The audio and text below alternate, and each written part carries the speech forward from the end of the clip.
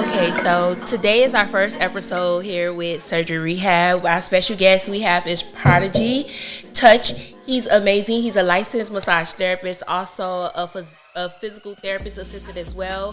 He's here to educate everyone more on about the difference between post-op lymphatic drainage massage and MLD. Go ahead. Hello, everybody. My name is Kev Anderson, licensed massage therapist and licensed physical therapist assistant.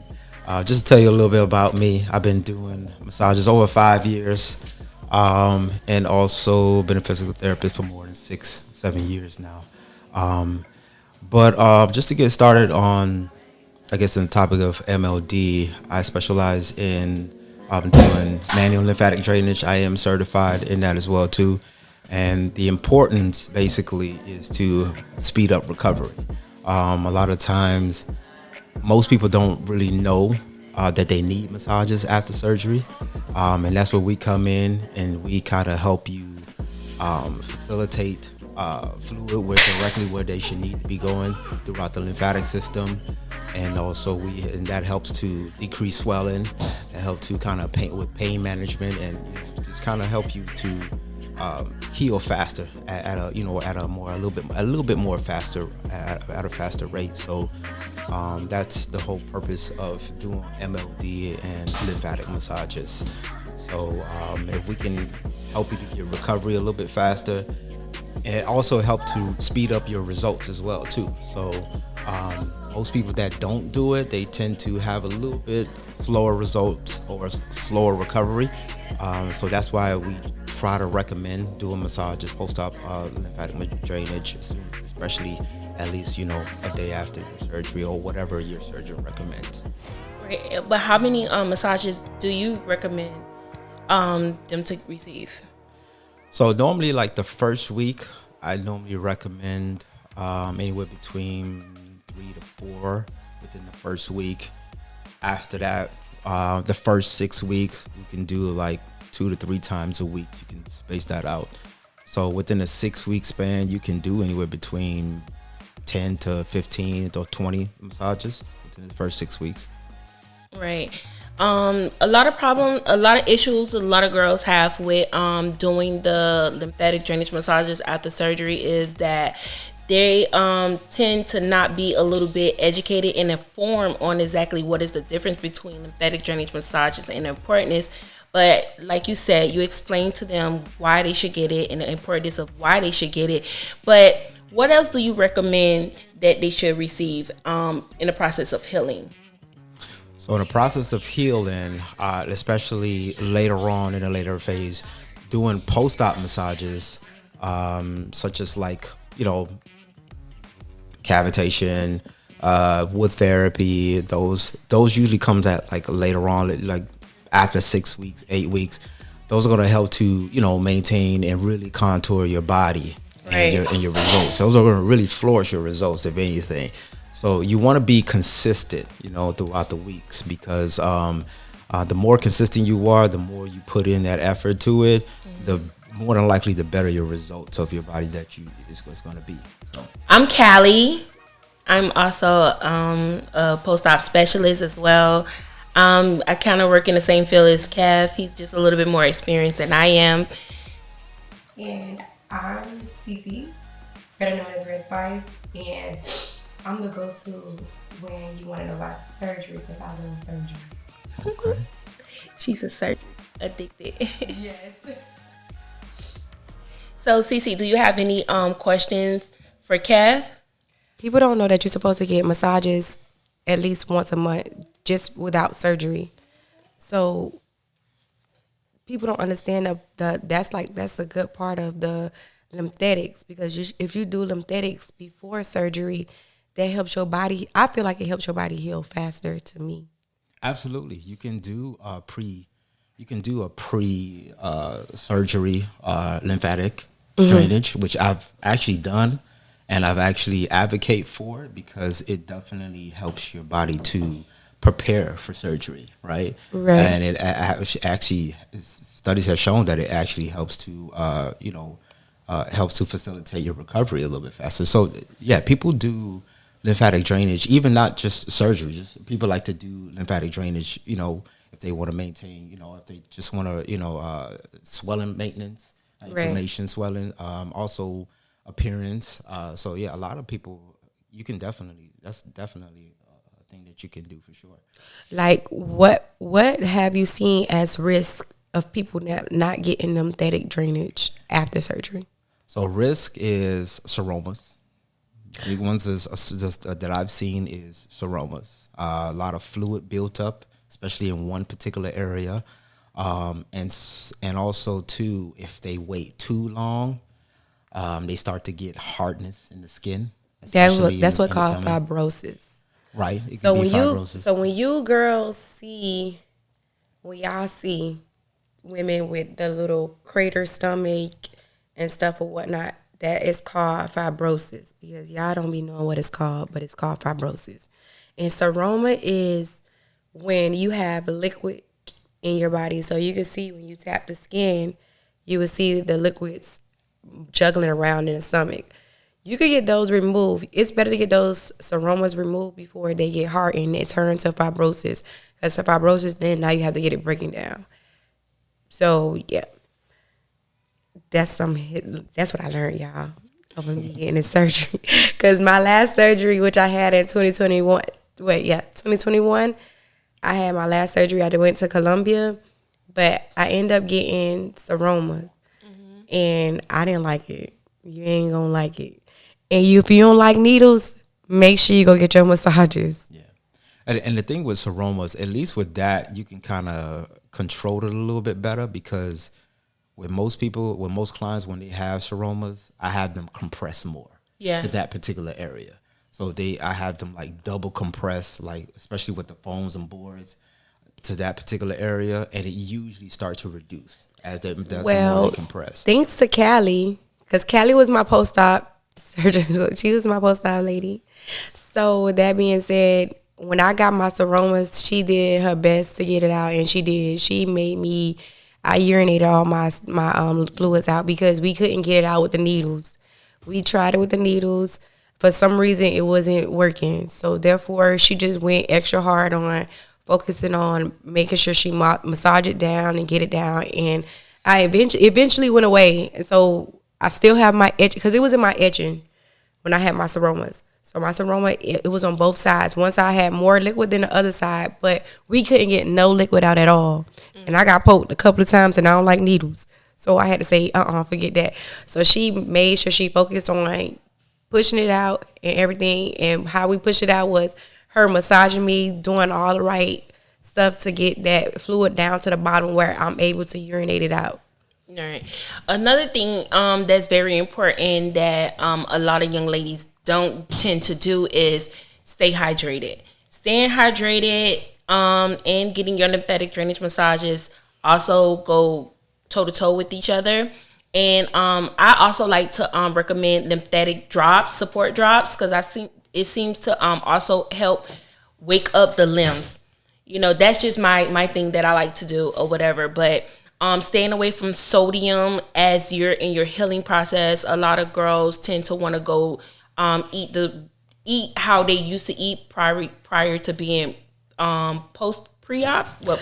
Well, I think the thing is they want to eat regular portions. I feel like you could eat the same thing, but you have to eat it in like moderize it, like put it in small portions. Right. Because even when I was out of the country, they fed us everything, rice, sriracha, like everything that I wanted to eat, it was there, but it was very minimum of what I had. Right. And then also too, the teas, if I don't think they should drink, so I think they should drink more tea. Caffeine free. Yes. Yes, because when you have to be very careful with your caffeine intake as well, because caffeine is sodium, and another thing, sugar is sodium as well. We always, when we say sodium, we try to pay more attention to sodium like as salty foods and stuff, but sugar is also considered a sodium as well. So you just have to overall be careful and be mindful of what you intake and put in your body in your healing process, because to me, I feel like surgery is an investment. It's almost like putting down a down payment on a house, and not paying a mortgage. So if you choose to put down a down payment on your home and not pay your mortgage, what happens? Your home go in foreclosure. So the same thing with your body. You put in the money to get your body done. If you don't do the work, it's basically like you just did it for nothing, and you're gonna find yourself on getting surgery again. She telling you the truth, because I didn't pay for my first surgery, so I just was like, whatever. But when you paying for it out of your own pocket, you gonna feel it. You gonna take care of it more than you did the first one or the second one, whenever. But when you have someone else to pay for, I feel like you shouldn't even have nobody to pay for your surgery. You should do it yourself, because when you have someone to pay for it, you just feel like, oh well, I could just get it done again. And surgeries are not good, but they are addictive. So just think about it Prodigy, like that. how do you feel about compressing and wearing their boards and foams? Because Prodigy, by the way, guys, he did my massages too. I recently had surgery, and I was trying to get into a tighter faja member. And when I got into, I know better too, and I know better, but I just, because you got on me. yeah, and I just was going against the grain of what I know, because I was just trying to heal so fast. But when I went and put myself into a stage 2 faja, when I was like, 4 days or whatever, I was bleeding everywhere, and I was telling him like, oh, I feel like I'm about to pass out, and that's when he said, girl, go back to your other faja. And then I didn't start putting on my foams until I think day 10 of having, after recovery, in surgery. Well, what if your doctor suggests that you put your foams on literally 3 days after? Because I know most of them do here in Miami. Yeah, they do. Most of them do. They'll tell you to go ahead and start putting your foams on after 3 days. So you don't suggest people to put their foams on after 3 days?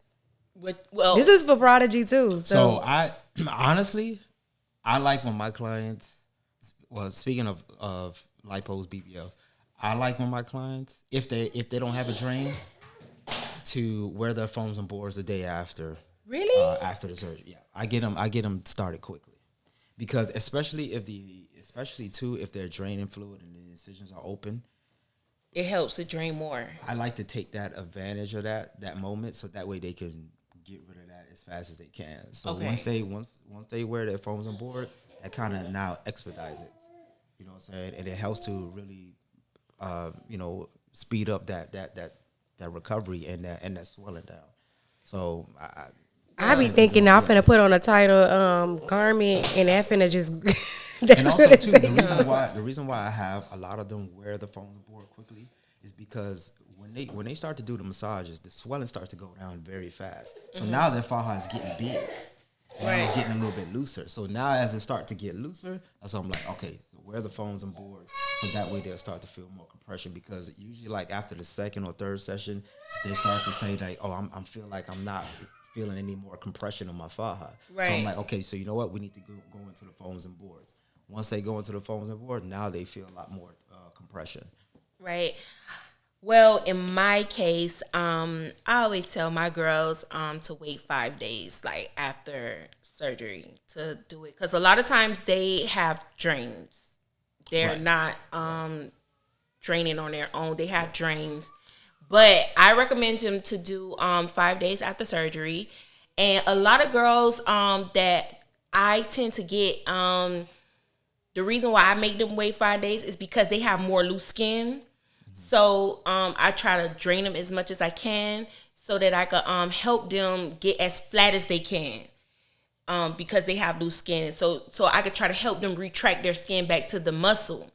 So I make them wait 5 days, and I try to also educate them on when they doing after we're doing the massages, to help them pull the skin up. And when they're putting on a faja, pull the skin up, have someone help you, have the foam retract back, like have the foam attach to the skin when you pulling it up, because that way it's going to help it retract back, and that's going to give you that great snatch that every girl is looking for when they when they're getting lipo or whatever. Because a lot of people get lipo and they need tummy tucks, but they don't want to do a tummy tuck because they're afraid of the scar or whatever. But that's the way I like to go with my girls. That's cool. Well, me, I got one more surgery in me. So, Prodigy, I might be checking you out. Alright. Because I know I do. I got one more surgery in me. Yeah, and he's good. Like, I can't say, like, a lot of girls be afraid of getting lymphatic drainage massages because of what they see on social media. And I always try to tell my girls, because when they come to me, they're like, oh my God, it's going to hurt. It's going to hurt. And I'm like, if anyone doing your lymphatic drainage massage and it hurt, they're doing it wrong. Right? Absolutely. It shouldn't be excruciating pain. Exactly. It should be. But I get you. It shouldn't. But some people pain tolerance are totally different from others. Right. So with that being said, I'm a high tolerance of pain. Like I have a very high tolerance of pain. So with that being said, like I done had situations where I've gotten massages from different people. Like I will go from one surgery, the people they have different surgeon people. So I mean massages people in a facility. So I've dealt with different women doing my post-op massages. Right. Like this. Okay, so this is at Evolution when I did my surgery in Evolution 2016. I had multiple people, but I had this one lady. I just felt like she knew how to get down, get gritty with everything, but she didn't hurt me.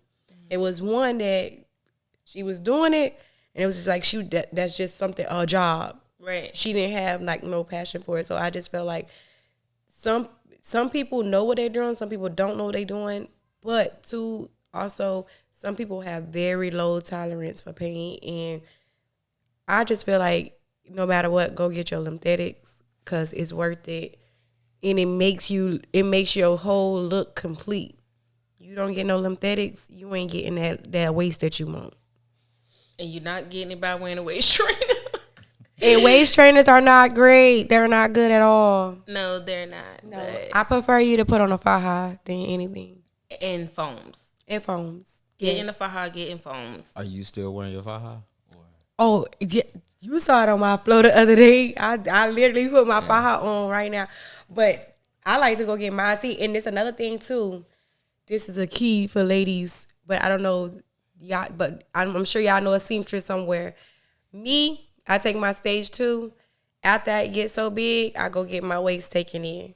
Right. That keeps you from having to buy fajas over and over and over. You can always go ahead and get that faja taken in. So, yeah, I wear mine because I go to my lady faithfully and get mine taken in. Right.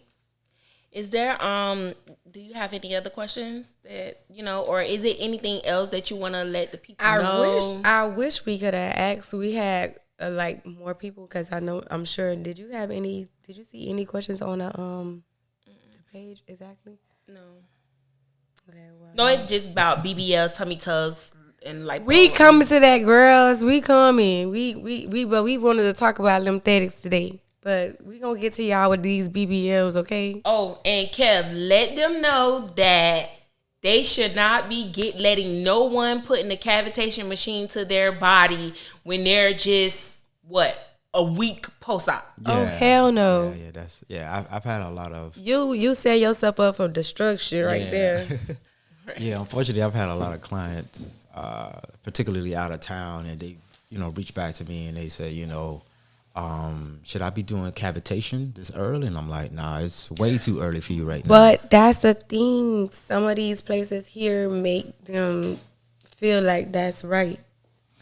Right, and they do. And honestly, I don't know why, but that's what we here for, y'all. Right. That's what surgery rehab is here for. So y'all can take notes. Yeah. Y'all take this in because he's telling y'all right now it's not good. We are telling you it's not good.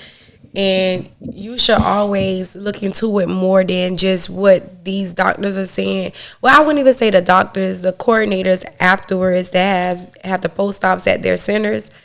Look into it more. I suggest that you go ahead and you find you a personal lymphatic or post-op assistant or something like that because you want to get the real deal. You want to get the right things. You don't want them to rush on your body, just getting them where you getting in and getting out.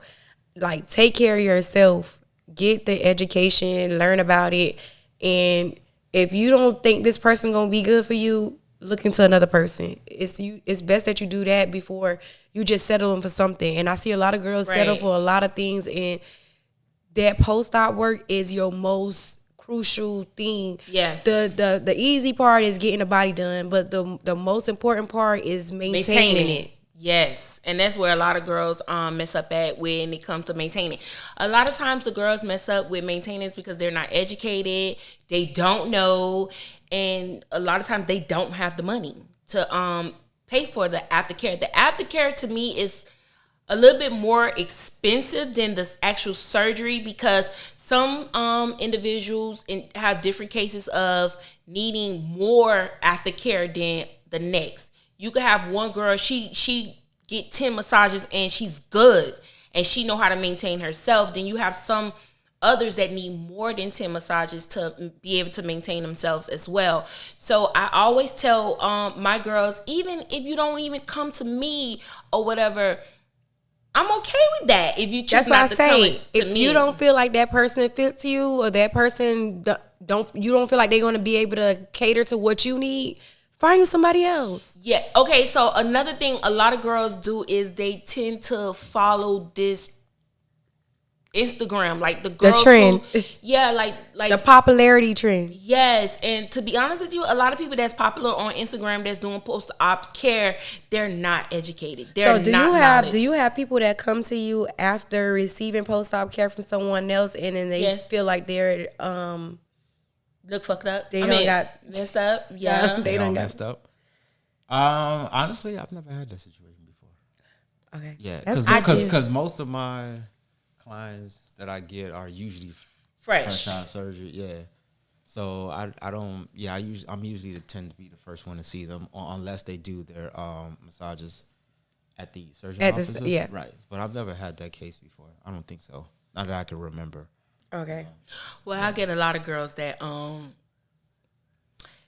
not that they come to me after someone else. They come to me when they're already a week post-op. And they be like, oh, I didn't know, and this and that. Well, yeah, I've had that. But by the time they come to me, they have major scar tissue. Major. And it's like they have like a whole nother fupa or whatever.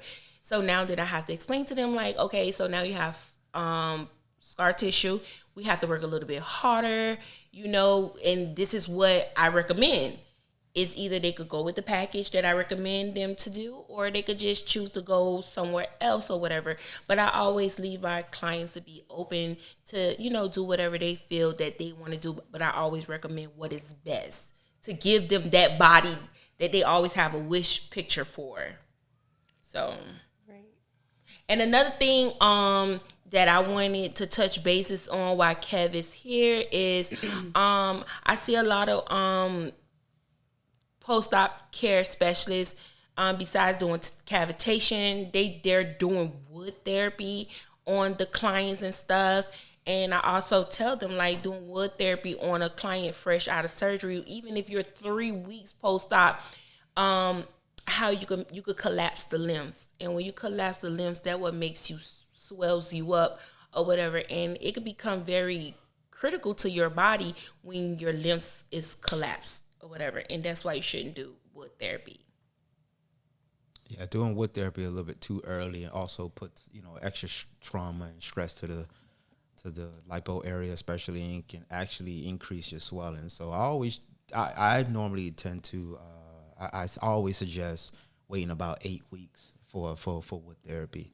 8 weeks. Yeah, y'all heard? 8 weeks. 8 weeks. Yeah. And I say at least 3 to 5 weeks before you smoke hookah. Yeah. I know we want to smoke hookah. That's the thing when we go out.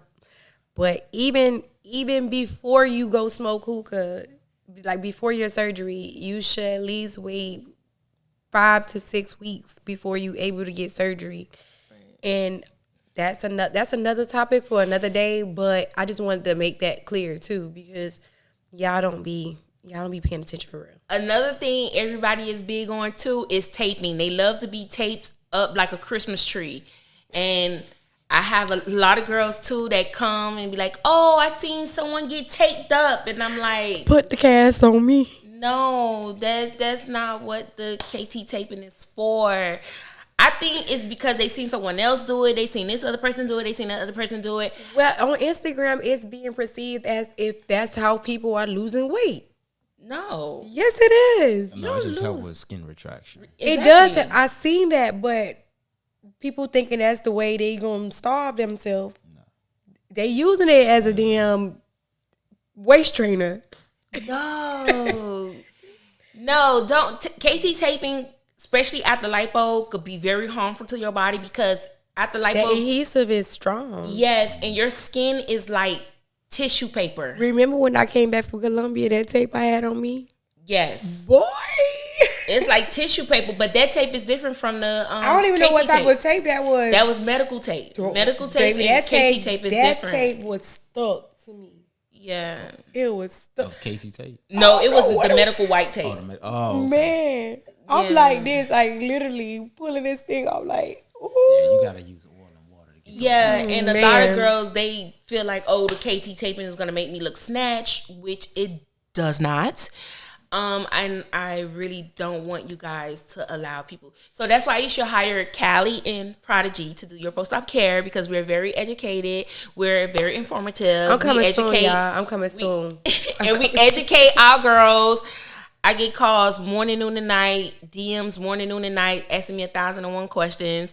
So that's why we came up with this podcast so that we're able to answer those questions and educate you guys at the same time.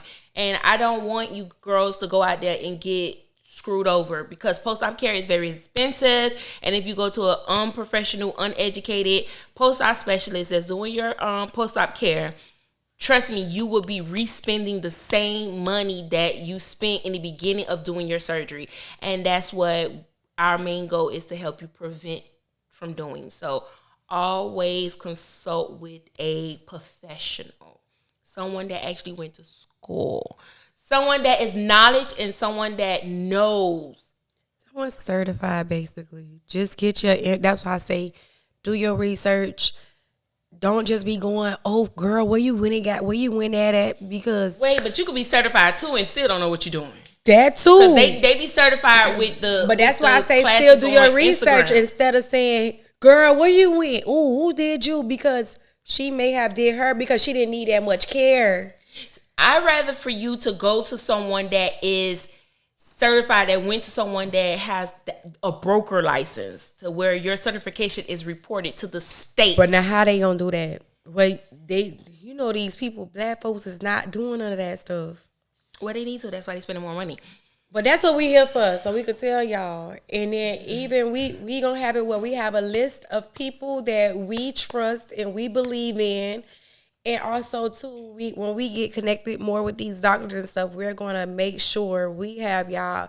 Y'all could call on us. We finna make sure y'all good. Just make sure y'all check in with us first. And we gonna, cause whatever y'all don't wanna do, we gonna do it. But it's gonna come at a little cost. That's it. Period. So as we get ready to close up and wrap up this first episode, I hope you guys enjoyed. I hope you guys learned a little bit about what is the difference between post-op lymphatic drainage massage and MLD, which is manual lymphatic drainage massage. I hope you guys was able to get information on the benefits and how it becomes very beneficial to you. And we're here to serve you again. If you're looking for a post-op specialist in the near future, or if you're planning to have surgery, or if you put your deposit down already and you're looking for a post-op specialist, Kev is always available. He travel. And I'm telling you, guys will want to book him, but you give them your handle. I mean, I've been tagging him on his handle or whatever, but IG. Yeah, IG. All your social media platforms, so everybody know how to get you. Drop your email, everything. Yeah. And then we gonna tag it down below. So once everything is there, go ahead, hit Kev up. Hit me up for sure. So don't be scared. Go ahead, tell him. Don't be scared. Yeah, a lot of people are a little afraid of male massage therapists. Why? I don't know. Some people are, but don't tell y'all boyfriends. Don't be jealous. This is the investment, okay? Yeah, but nah. I mean, no need to be afraid. I mean, I try to make sure everybody's comfortable, and my job is to make sure everybody's comfortable, including the husbands, the boyfriends. Like, I take that seriously. You know, it's an investment. Yeah. Okay, with it's an investment. So As long my job is to make sure everybody's comfortable. And once everybody's comfortable, it makes my job easier to do what I need to do. So right. So drop your handles. Let them know how you could be reached. If they're looking to book you for their massages, because I know it's a lot of girls out there that's getting massage. Income tax season is here, and the girls is getting snatched. And y'all could get massages without y'all surgeries and stuff like that. That keep y'all blood flowing. That keep your body good and keep you healthy. Go ahead. Lymphatic drainage massages is important too prior to getting surgery as well. It is. Yeah. So book Kev for your your post, your near future, whatever it is that you guys need or whatever. We're here to help you. Again, Kevin is gonna drop Kevon is gonna drop his handles to where he could be reached, and I hope that have a successful surgery journey. Absolutely. Yeah, you can reach me on my IG, Prodigy Touch _. It's Prodigy Touch _. From there, you can, I have a link tree. You can see my website there. You can just fill out the information where you can inquiry and then drop your name, your email, and everything like that, how you want to be reached, and then I'll definitely reach back to you. So I'm usually good with reaching back the same day. Yep. But if not, then just be a little bit patient. I might be busy, but I'm always usually good with reaching back quickly. Okay. Right. You can shoot me a DM, anything. My number is on my IG as well too. So if you want to drop me a text or give me a call, you can as well too. Awesome. Okay, we are going to close this out, and we thank you guys for tuning in, and we appreciate y'all, all the love, everything or whatnot. We're going to drop all our information down below, along with Kev's and everything. Again, I am Cece, better known as Red Spice. I'm Kev with Prodigy Touch. I'm Callie with Glambox Beauty Lounge. Tune in next time to Surgery Rehab.